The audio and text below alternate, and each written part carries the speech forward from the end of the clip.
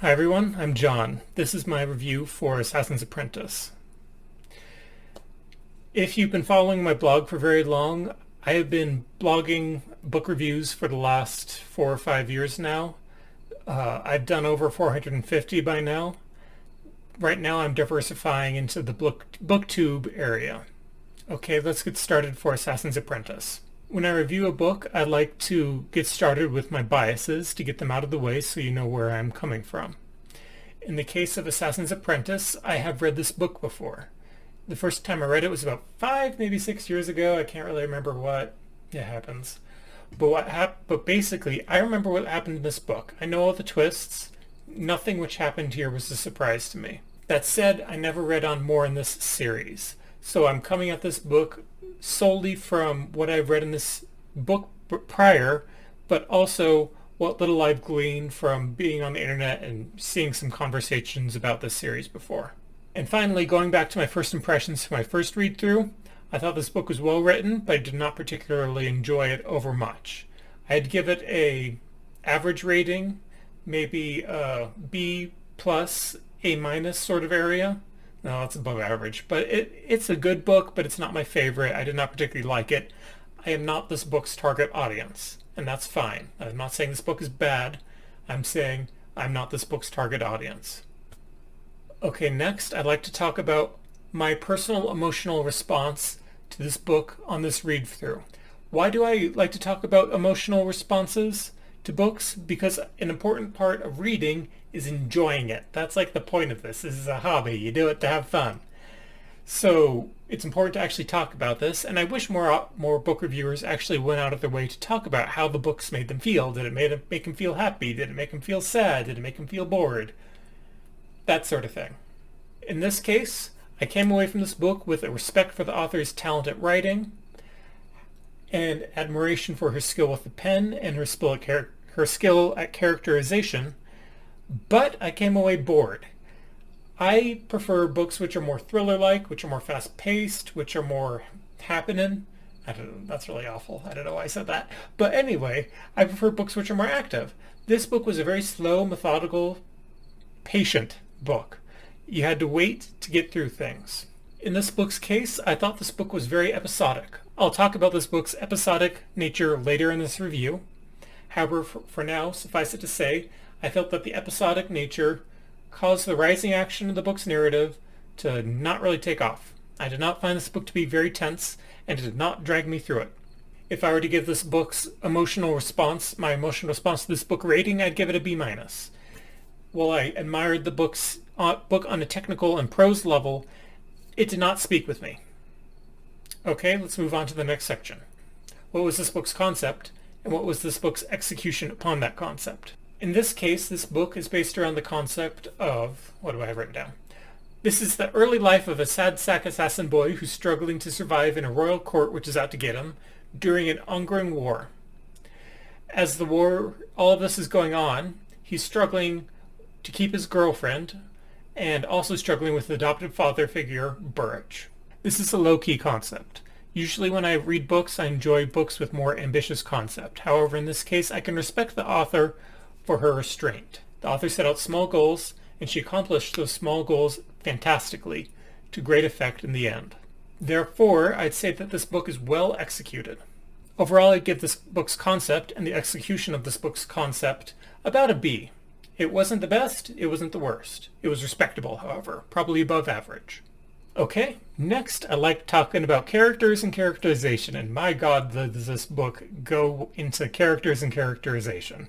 If there's one thing Robin Hobb is good at, is she's good at making you feel frustrated at characters who are so aggravating. Many of the characters in this book occupy the space of being realistically recalcitrant.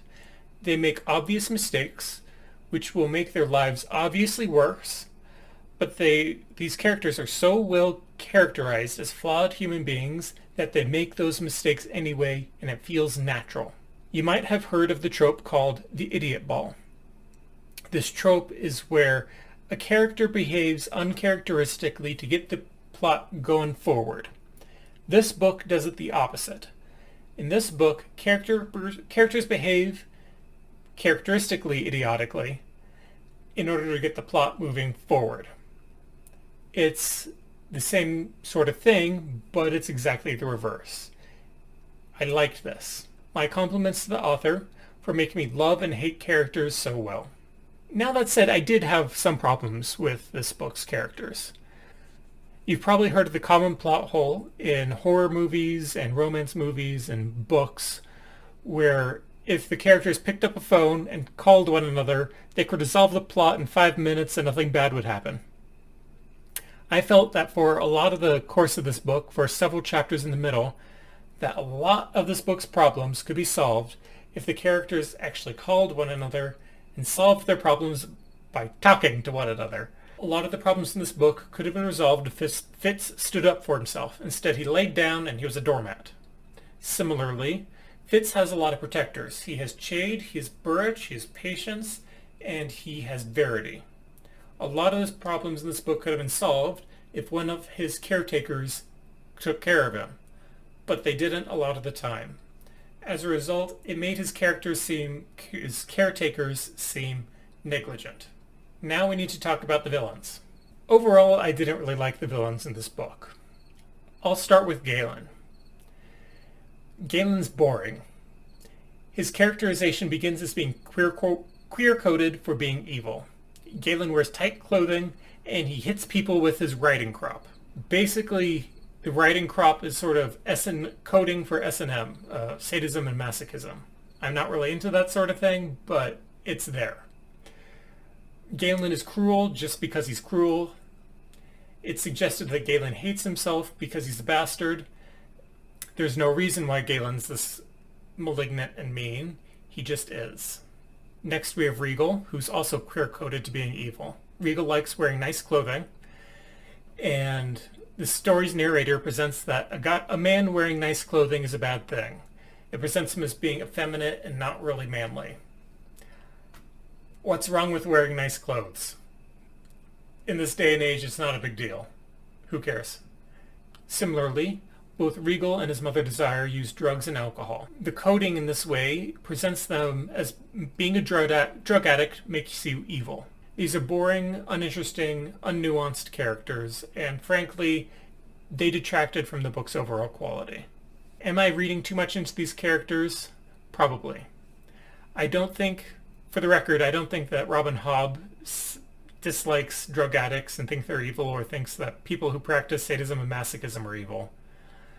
It's just that these characters are so one-dimensional that I have to talk about something about them, and if I just say, oh, they're mean, I don't have anything else to say, so I have to read into these quirks, which are queer-coded, and them being drug addicts, and them being into S&M, because else there's nothing else for me to say.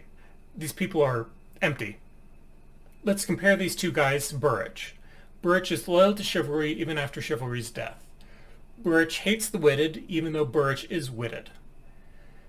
Sometimes Burrich provides emotional comfort to Fitz, while at other times he withdraws from Fitz and refuses to give him any affection. When Burrich kills Nosy early on,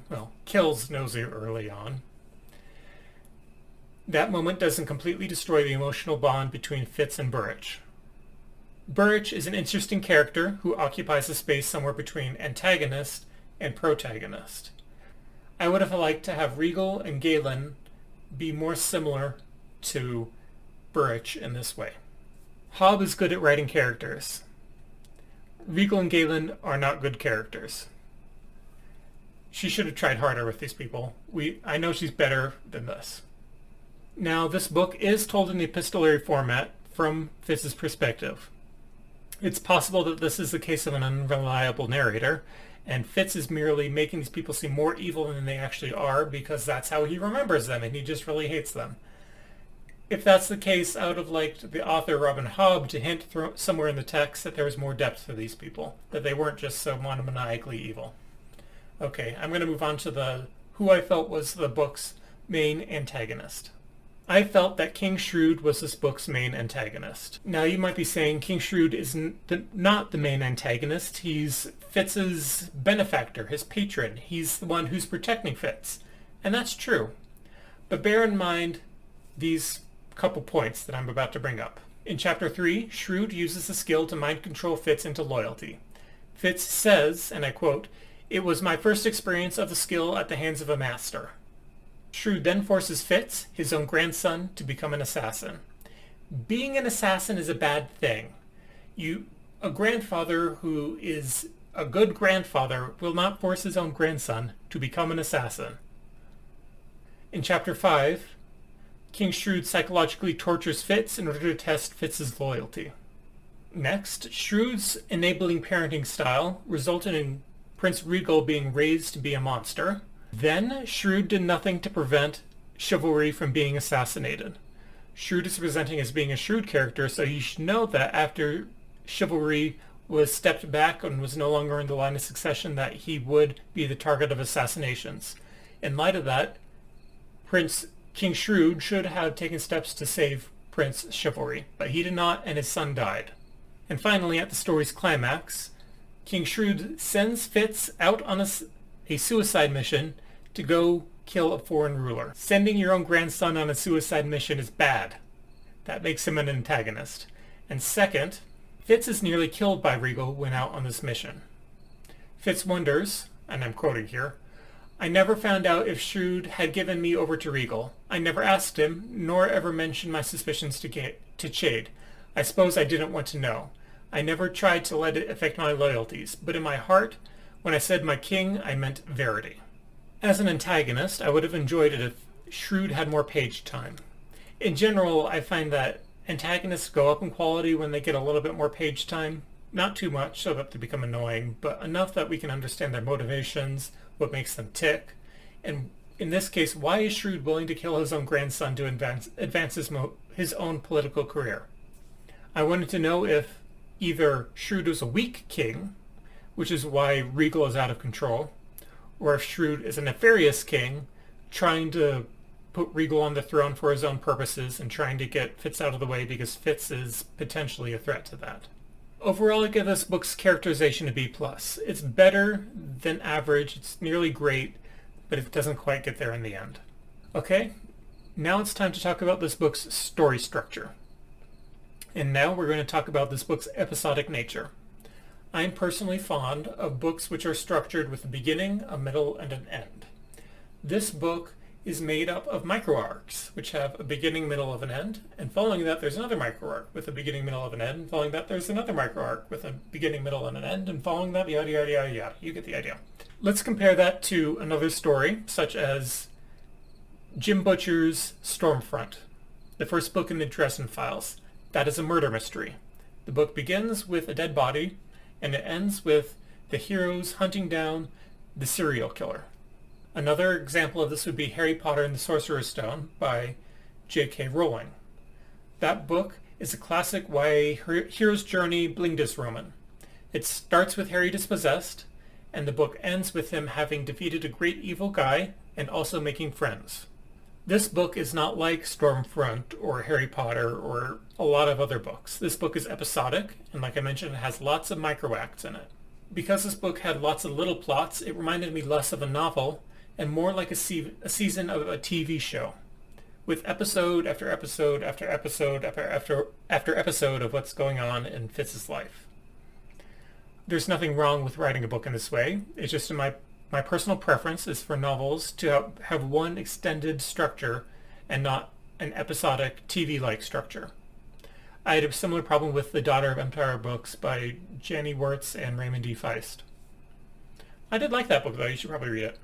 Now, I'm not going to dock points just because I'm not fond of the story structure. So I'll meet this book on the ground where it is and try to judge it unbiasedly as a result. Do I think this book holds up in comparison to some other TV shows?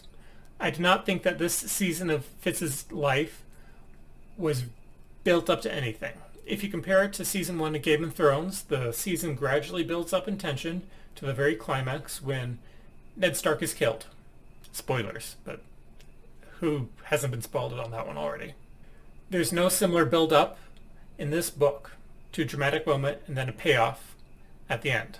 As a result, this book felt very chill, but it also felt very boring and listless in parts. Overall, I give this book's structure a C- or so.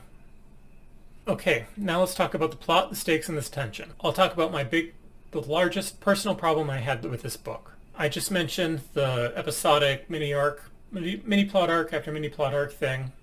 Each episodic mini plot arc ramped up the tension to the climax of the end of the plot arc, and then when the mini plot arc ended, the tension fell. And then when the next plot arc began, the tension ramped up and then fell when that plot arc ended. And again, and again, and again.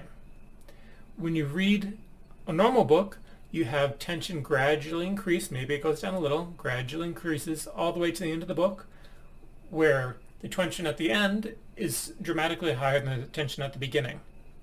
In this novel, the tension at the beginning and at the end was pretty much the same. It was the same tension all throughout because he was going on similarly small-scale adventures throughout the book. This is not necessarily a bad thing. I suspect it was the author's goal to not write a tight and gripping story and instead write a slow and methodical and patient book. It's alright. Not all books have to be thrillers. I like thrillers, but not everyone does. It's okay. I will compliment something about this book, though. The author used stakes masterfully.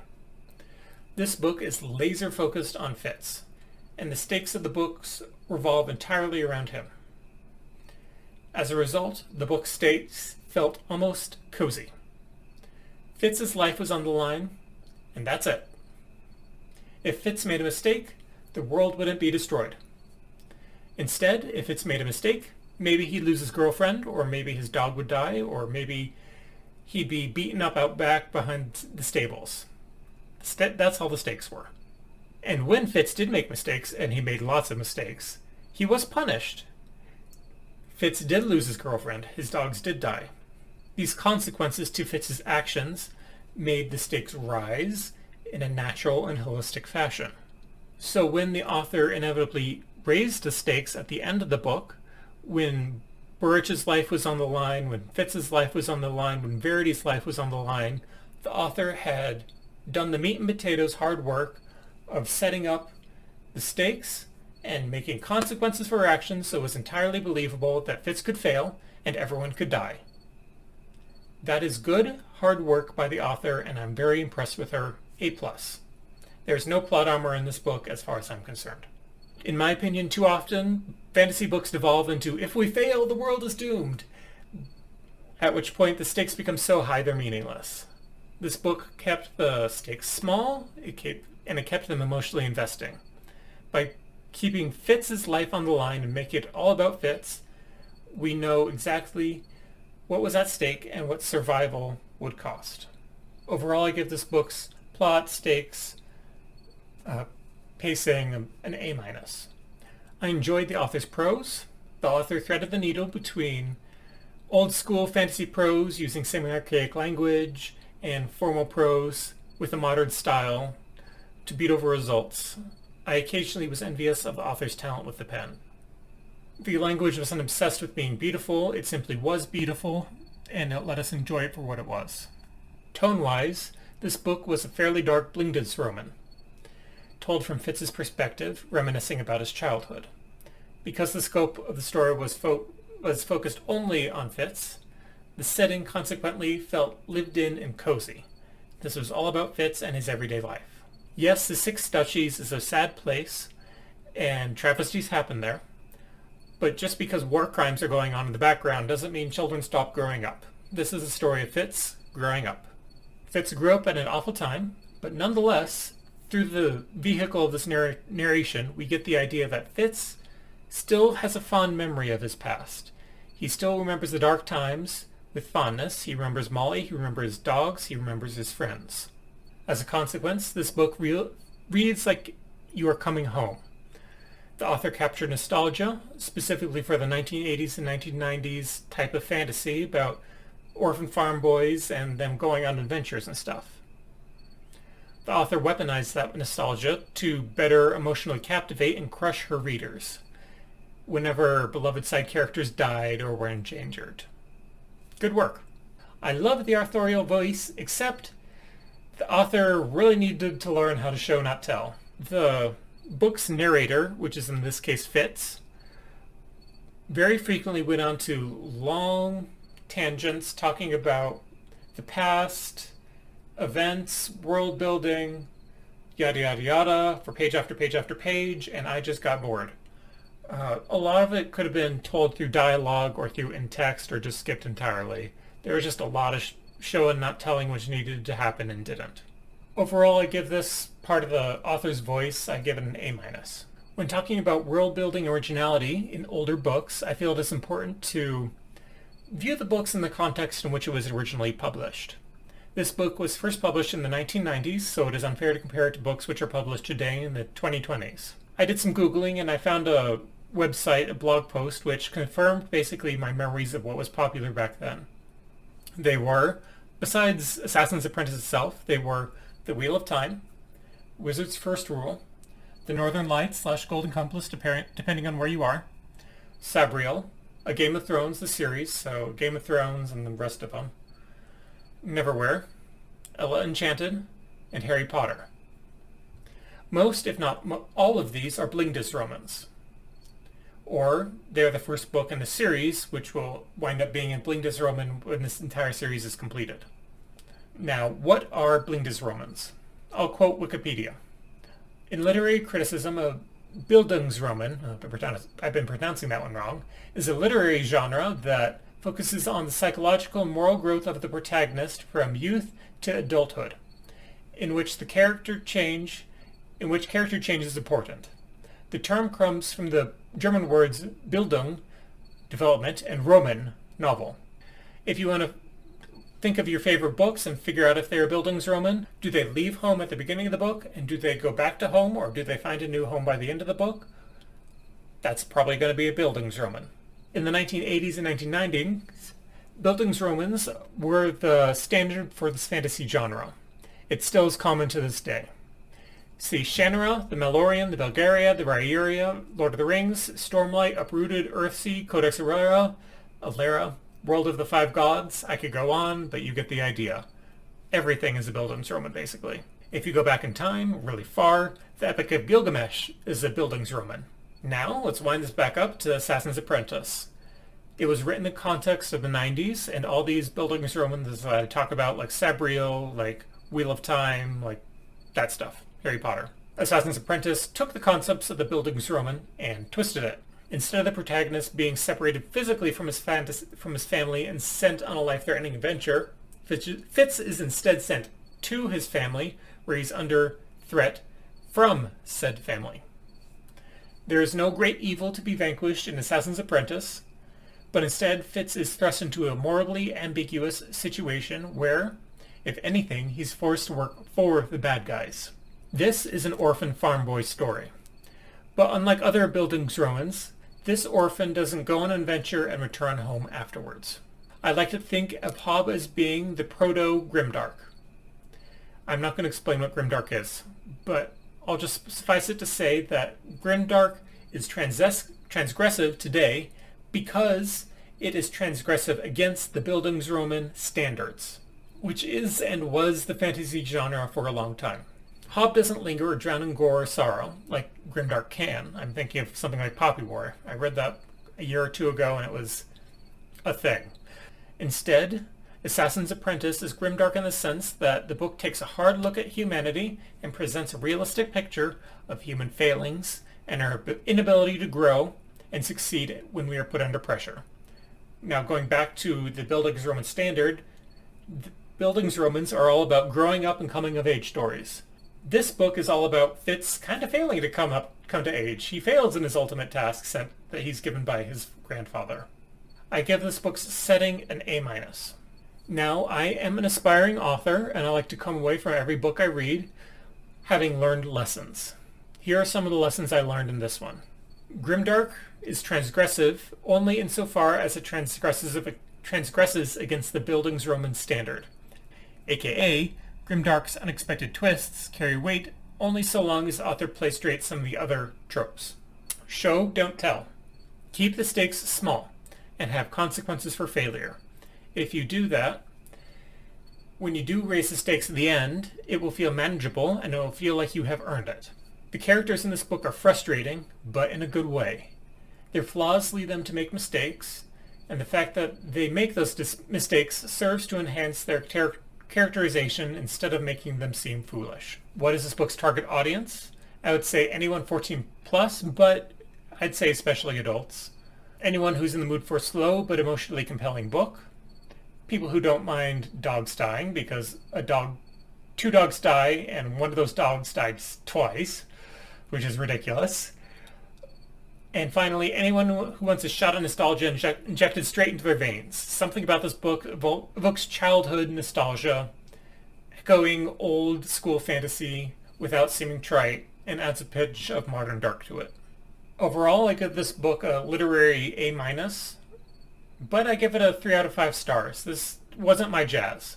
I can respect the author for her talent, which is why I gave it an A-, but I'm not the target audience, so yeah. Anyway, that's it for this review. I hope you have a nice day.